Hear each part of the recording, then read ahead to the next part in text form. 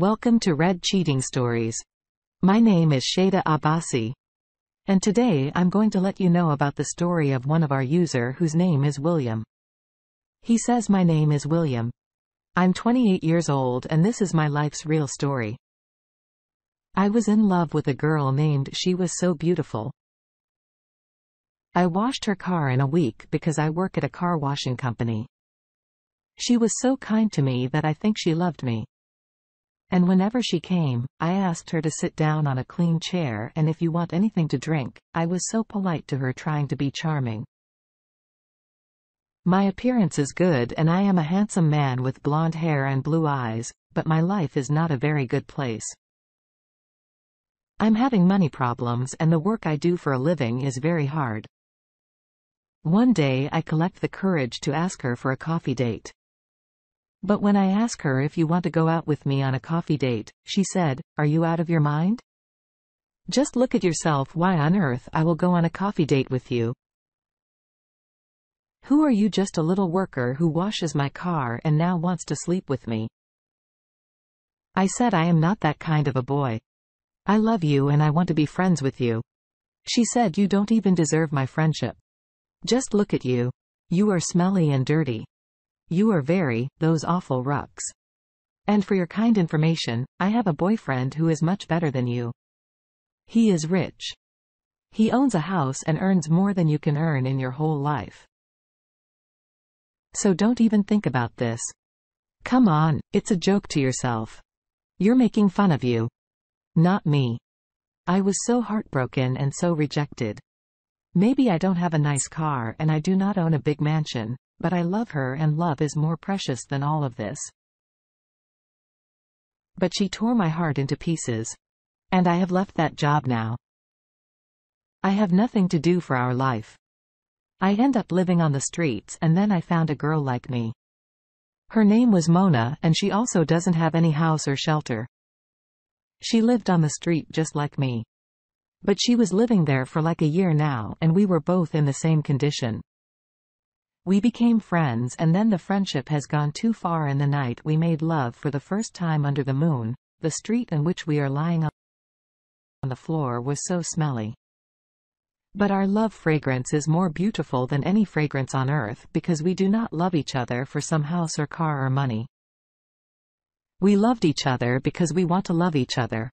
And this love is beautiful. This love is so pure and peaceful. This feeling is just out of this world. We were happy with each other.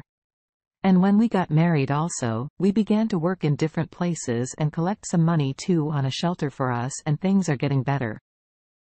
But one day I saw with her boyfriend and I began to recall the memories of her. It was so hard to forget your first love and the agony in me is now destroying me with time. I cannot forget her. Although I was with Mona and she was a good girl. She was so beautiful, but I am a man with a broken heart. And people say that once your heart is broken, then nobody can make it better. I became a drug addict. And when Mona get to know about this, she was so angry with me. Life is not like movies and not some kind of show life.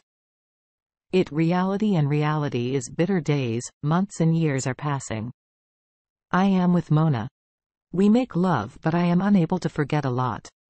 One night when we were together and having a good time, I want to say that Mona, I love you, and the words that came out of my mind for all I love you. And Mona was so sad about it. She said you still love her, then who am I? I want to make up to her and I want to say sorry, I apologize hundreds of times. But she was so sad about it because I was her first love when my condition is getting worse every day. You know, every now and then we do not have any kind of money. I steal Mona's money from my drugs and we left with no money at all. I'm not able to do anything. I got fired from my job and it's because of Mona that we still have shelter on our heads. Otherwise we again end up on the street. I was not a bad man, but drugs made you feel bad that it make you bad. If you take a bad thing, how can it make you good? And drugs are surely a bad thing. One day a man came to me and he said that this girl is so beautiful. Can I have her? I said, "What are you thinking? Who am I? I'm not that. What do you think I am? She's my wife and I'm her husband." He said, "That's okay. I just want if you want money, you know, I can give you money." And when I saw money, my mind got distracted and I took the money and he raped Mona. She was so angry and shocked. She was yelling about it. "How could you do this to me?" But that time, my God, with time, she got quiet and this became our business. I started selling my wife's party for money every other night. She was very sad but she didn't say a word about it. She used to stay quiet and her eyes are like she has no emotions left at all. But at that time, I didn't care about her. I didn't have time to see in those eyes. I don't think much. At that time, I was the meanest person on earth who is selling her fight for money and using that money for drugs. One day, Mona said, "I think I'm pregnant," and for 1 second, I was so happy when she said pregnant. She grabbed my shirt towards her and gave me a health stare and said, "What do you think the father is of this child? You collect clients for me every night, you take money from them and you sell me for money. And now when I'm telling you that I'm having a baby. So why this thing doesn't enter your filthy mind? That this is not your baby. And I don't know who's the father of this baby. Why on earth? You are so cruel. I'm the one who is mad at you. I ruined my life for you. And now I have to take something to kill this baby also because I don't know who the father is. And if I had a little girl, maybe use a tool for this business." I tried to console her but she left from there and took 2 weeks. She said that I am not pregnant anymore. I have taken some pills and now I'm okay. Now I'm telling you my story and I'm feeling the agony of my wife. But at that time, I didn't feel it. At that point, the situation is normal for me because when you make love, you have a baby, it's quite natural. But after a while my wife's condition, my wife's health that started becoming very bad and she got this pale face and blank eyes. And one thing I didn't think that time is that my wife is doing this for me. If she knows that I am the one who is selling her and taking advantage of her, then why doesn't she leave me? She can easily lift me. She can say that you are doing wrong with me. And I'm not a thing that you can sell every night. So I'm leaving you and you know, that doesn't have to make love with different people. But she did not do that to me. I know that she was doing it with pain, but she was doing that one day. My wife committed suicide and left a suicide note for me. She had written in it that I love you. I think you are a great person who loves me for not my body who loves my soul. We were like each other. We do not have anything but just love. But then you did the most unfair things to me. And I was in so much pain during all that but didn't leave because I love you. But now this life becomes a burden for me and I'm leaving this world. I'm not mad at you. What you do is for yourself. And maybe you think it's right. I must say you're the most selfish man I have ever met. My pain and my agony are ended. Now I had to kill my child in my womb and I can't take this anymore. That's why I'm leaving this world and I will not forgive you. But if you love me for just 1 second for the life's sake, please don't do the drugs anymore. They are changing you. You are not the same person whom I love. You are not that William. The piece of paper is fallen from my hands and I was on my knees in front of my wife's dead body. I was crying like hell. She had left me and now I had left with nothing. I do not have anything. The people who live nearby as they gave me some money for the funeral. I was left alone. Days passed like this and my addiction began to dominate me because now I had no reason to live. I had nothing. I didn't even have my wife in my life and I missed Ellie and Mona. My condition was also getting worse day by day. I came back to the street and people started thinking of me as a pauper. Now people would throw me a few dollars and leave and I used to get drunk again with that money. One day, my condition was so bad. I had to be taken to the hospital. A man who was probably a good person took me to the hospital. At the hospital, I saw a person whose wife was in danger and he was so worried about her. I guess the doctor had told him to get blood, which is kind of rare, and he was so stressed. I approached him and I said that you want negative blood. He said, yes, can you help me with this? I said, yes, my blood is all negative. I can help you. I didn't tell him that I'm a drug addict.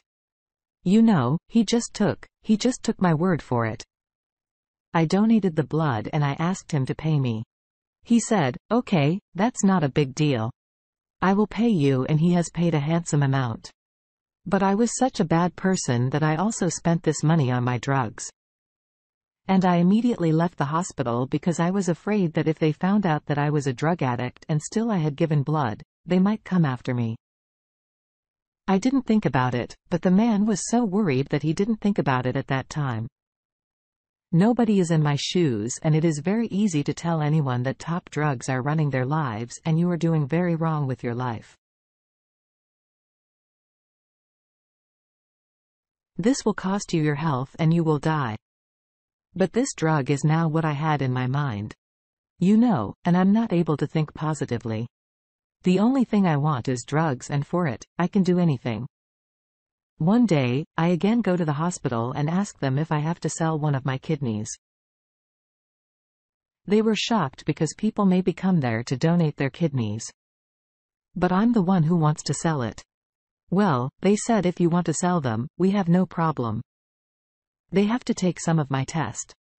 They asked that you are a drug addict, but your kidneys are still in a good form, but we were not able to give you a handsome amount.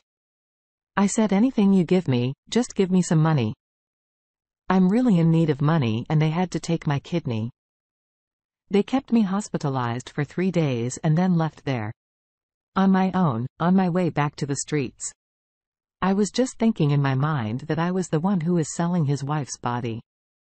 And now I am selling my own body too. First I sell my blood and then I sell my kidney, and what next? My heart. But I have no heart. Mona used to tell me that you are a man without a heart.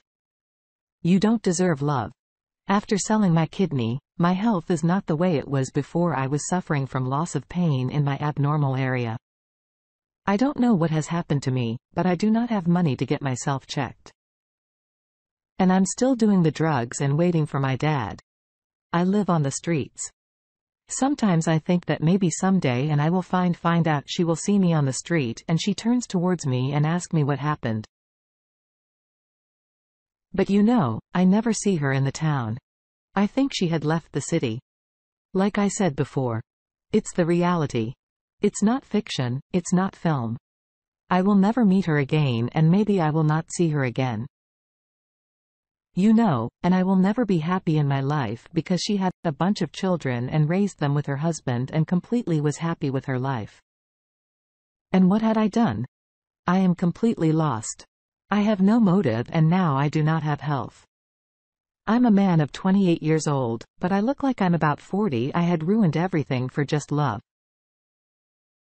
One day I was sitting on the street and I came and said, "What is your story?" I told him my story. And at the end of the story, I just want to say what I had done to my life that is wrong.